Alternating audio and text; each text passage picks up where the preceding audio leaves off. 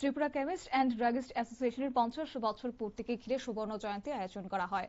Agartala Sukanta academy হল ঘরে এবং সদর কমিটির উদ্যোগে আয়োজিত এই বিশেষ অনুষ্ঠানে উপস্থিত ছিলেন সংস্থার সভাপতি সুদীপ কুমার রায়, সাধারণ সম্পাদক সত্যব্রত দেব সহ অ্যাসোসিয়েশনের অন্যান্য সদস্য এবং অন্যান্য ব্যক্তিবর্গরা।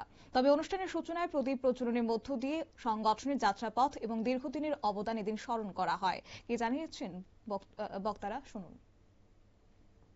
পাশাপাশি সদরে এজিও আমরা করতেছি। যেহেতু আমাদের ত্রিপুরা কেমিস্ট অ্যান্ড ড্রাগিস্টের 50তম বর্ষ হয়েছে, সে উপলক্ষে আমরা সুবর্ণ জয়ন্তী এখানে পালন করতে যাচ্ছি। এই সুবর্ণ জয়ন্তী উপলক্ষে আমরা Tripura chemist and druggist association থেকে আমাদের যত বিলো প্রপার্টি যত মেম্বার আছে তাদেরকে আমরা ফ্রিতে ফায়ার ইন্স্যুরেন্স প্রোভাইড করছি, যাতে প্রত্যেকটা ঘর সুরক্ষা থাকে এবং সুরক্ষার সহিত তারা ব্যবসা পরিচালনা করতে পারে।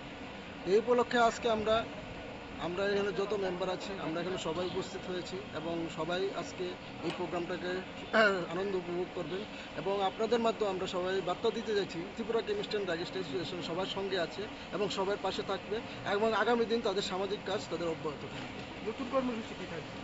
হ্যাঁ, নতুন কর্মসূচি কি থাকবে? নতুন কর্মসূচি হিসাবে আমরা এখন আমাদের অফিসের মধ্যে আমাদের রিনিউয়াল আপনারা শুনলেন তাদের বক্তব্য।